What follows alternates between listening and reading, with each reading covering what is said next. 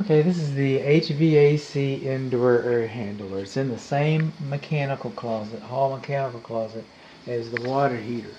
Water heater with the asbestos vent pipe, the water heater with the improper screen on the venting, the water heater that doesn't have a secondary drain pipe, doesn't have a safety pan, that water heater. This is and with the same thing, we got the water heater, we got our furnace, and we got our return air right here, and our return air plenum is just a framed wall with a bare concrete floor.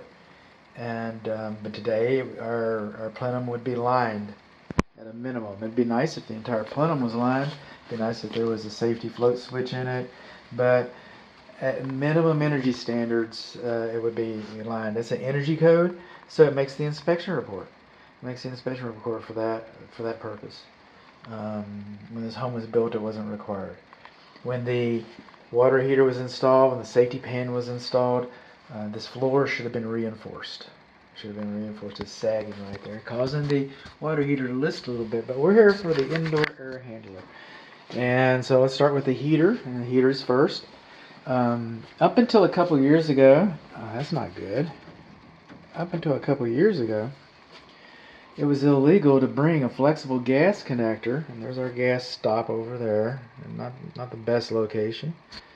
Okay, it was illegal to bring the gas connector into the indoor air handler, and that's in the last year or so that's changed. You can bring these in as long as they're protected, so with a grommet or a connector. So it'd be nice, it's just not protected. So we've got an unprotected connector entering the furnace. Our door is not sealed for the mechanical closet, so any carbon monoxide that leaks from the furnace comes down and gets sucked into the return air, comes up through the filter, comes up through there, comes up into the heat exchanger at that point. Okay, comes in the evaporator coil and gets distributed around the house. Our ventilation. Okay, well, we're not supposed to have screens because you can cover them with insulation. Insulation is too close to our flue pipe. Our flue pipe does not have a thimble. That's a thimble right there. Does not have a thimble. Our flue pipes are not supposed to be connected with tape. Okay, our flue pipe. Oh, look at there. We got a carbon monoxide alarm. That's a nice thing. Okay, it's a plug-in. It doesn't count. So our flue pipes are not supposed to be connected with tape. Let's see. I got that right? What else have I got in here? Electric connection. It's supposed to be a switch. It's not supposed to be just a three-prong switch like that. Let's unplug this guy here and just see what we got. You're not beeping? Test? Well, I guess it kind of works without power. Okay. Wanted to know. Because that smoke alarm doesn't work. That smoke alarm doesn't work. That's the only smoke alarm in the house. Okay, we got grounding. Yeah, that's a good thing. Let's plug you back in. These should be close to the bed. It's nice that it's in here. It's nice. It's getting louder. Oh, I guess I woke it up.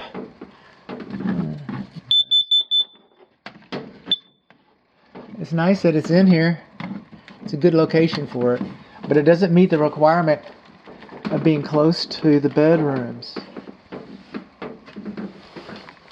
So any carbon monoxide that comes out of here can slide underneath the door, go in there, and go around. We already talked about that. Another thing that we don't have is, because that's where the connector is, right here on the water heater, you'll notice that we got a drip leg.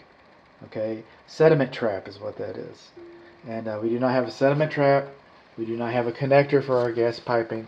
We do not have a care and use manual. Our closet doors are not properly sealed. Our closet is not properly ventilated. We got tape. We do not have a thimble. Our flue is too close to insulation and is too close to the air supply plenum, both in here and also in the attic. If you remember the attic video, you can kind of go back to that a little bit. So there we are. We got the heat turned up. Okay. Waiting. Okay. For LP conversion use. Okay. And you're tight, right? You should be working for us.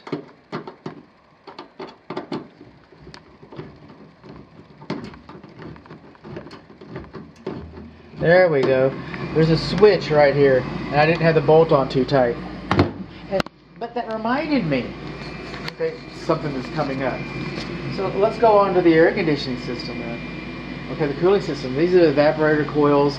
This pipe right here, the low pressure refrigerant piping, when it's in the attic, we're missing some of our insulation. And outside, you remember, I was complaining about this insulation. This is okay in the attic. This is okay in the living space. These are our flames. How's our flame doing? How's our flame doing? It's jumping around. Jumping around is on fire. We'll put some infrared on that. I got too much yellow in there. See how it's flashing? We do not have a clean burn. Okay, we're going to get out the carbon monoxide detector and check this. Got too much yellow in there. Alright, we'll have infrared for that. On the cooling system, no care use manual. On the cooling system, we've got a safety switch. Our evaporator coil should have primary drain line, should have a P-trap, and it should be insulated. Let's go to our ductwork and our stuff. Well, of course, the closet's not very well insulated. There's some redundancy in the inspection report about that. Ream and ream, that's for the water heater. We do not have a care and use manual.